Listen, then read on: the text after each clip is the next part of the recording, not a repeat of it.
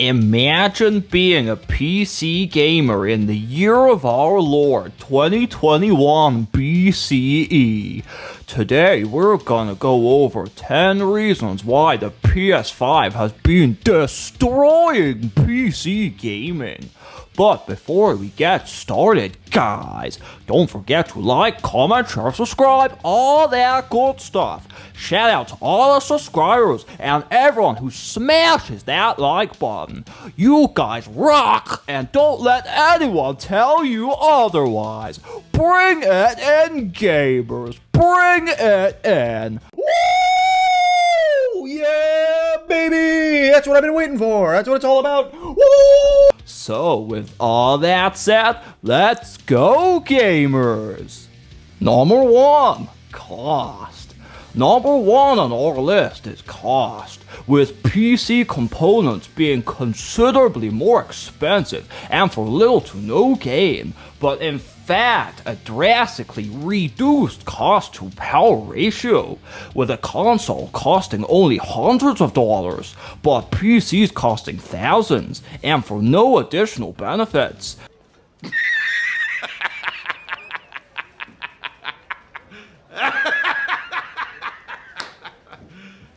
You serious? Whereas on a PS5, we only spend a minimal amount on the most up-to-date tech on the market, and with the advantages that come with gaming on a console, which are just not feasible on P. For example, you can buy a PS5, an entire gaming system ready to go out of the box, entirely plug and play for $500, whereas on P, merely one component will be more expensive than that, and are just enlarged mobile phone CPUs and GPUs anyway. The cost to performance ratio of the PS5 just cannot be matched. Number 2, consoles are played on a TV. On a PS5, you can play games on your big-ass TV, and from the comfort of your couch, you can put your feet up and game all night long without getting back or wrist cramps. But on a PC, they don't have this luxury. Number 3, better exclusives.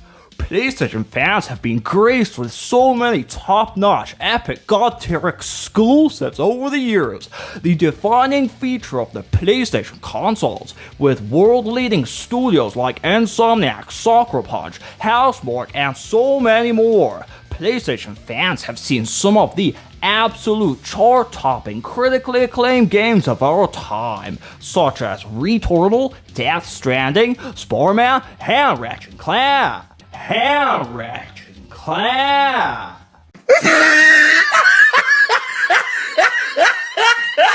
But what does PC gaming have to compete? Just online shooters that look like a Chinese cell phone game, and which all run better on Xbox anyway. PC only has one genre, the generic online FPS team deathmatch and battle royale. That got old pretty quick. Wrong. What noobs they are, having to wait for Rockstar games.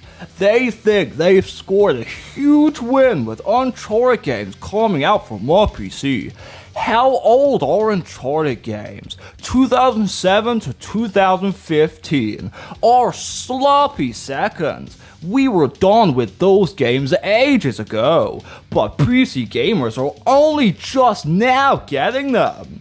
Imagine wanting to give money to the same company who made Last of Us 2.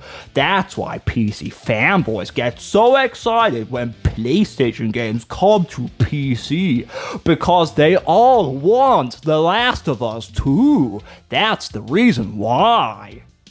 Number 4, frame rates. On console games, the industry standard is to aim for a solid 30 FPS or frames per second. 30 giving the game a more accurate, realistic, true-to-life look and feel to the movements, a more immersive, cinematic, filmic appearance. Whereas on PC, the game's targets 60 FPS, which may sound better on paper, or to the untrained eye being a higher number and all, but this in fact leads to an unnatural floaty look called motion interpolation, also more commonly known as the soap opera effect. A form of video processing in which intermediate animation frames are generated between existing ones by means of interpolation in an attempt to make animation more fluid to compensate for display motion blur and for fake slow motion effects. What you just said is one of the most insanely idiotic things I have ever heard. At no point in your rambling, incoherent response were you even close to anything that could be considered a rational thought. Everyone in this room is now dumber for having listened to it. I award you no points, and may God have mercy on your soul. Number 5. Controllers. On a console such as a PS5 or Xbox, games are traditionally played with a controller, with an ergonomic shape and a layout easy to reach the buttons quickly, with thumbsticks for aiming, controlling your character, or steering a core. But PC gamers have to use a keyboard. They can't press buttons without having to look down to see what keys they are pressing, and have to make sure their mouse doesn't come off of their mouse mat, which is why crossplay is a bad idea, putting keyboard users at a distinct disadvantage. Imagine playing a game with a mouse and keyboard. How do you even steer a core with a mouse and keyboard anyway? Which is why racing games don't even come out for P.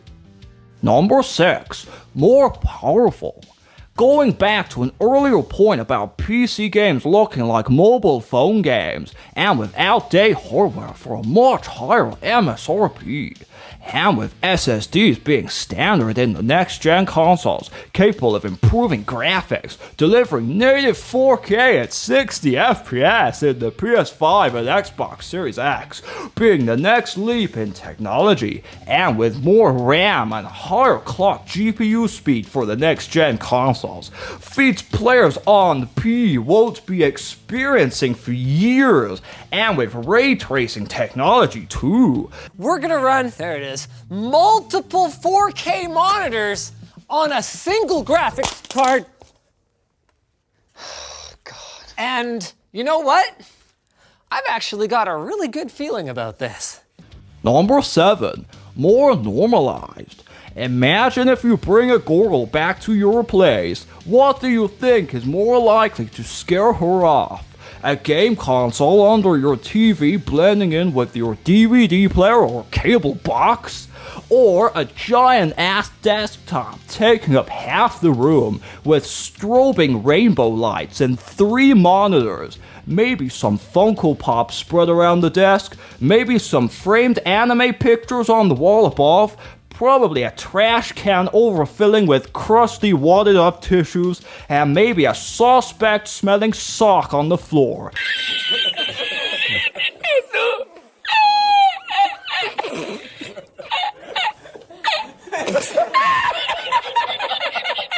Number 8.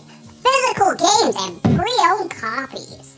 On PS5, we have the option of buying physical copies, which means the prices we pay aren't dictated to us by the publishers. We can in fact wait for the game to go on sale, or better yet, buy a pre-owned copy. Something not available on PC. We can purchase a used copy for less, only a few days after release. And if the game is from a developer or publisher we don't like, but we are curious or just want to play it so we can make fun of it, the money we spend on that copy does not go to that publisher or developer. Number 9. Most popular.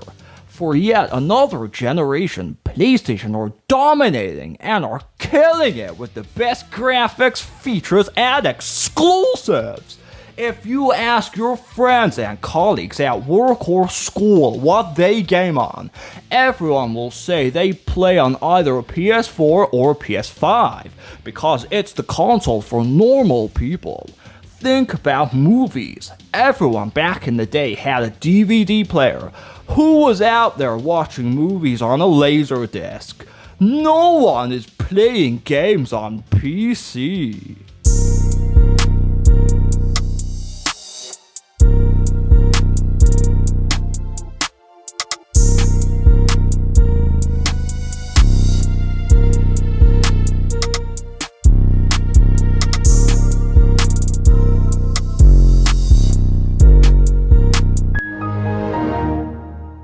Number 10.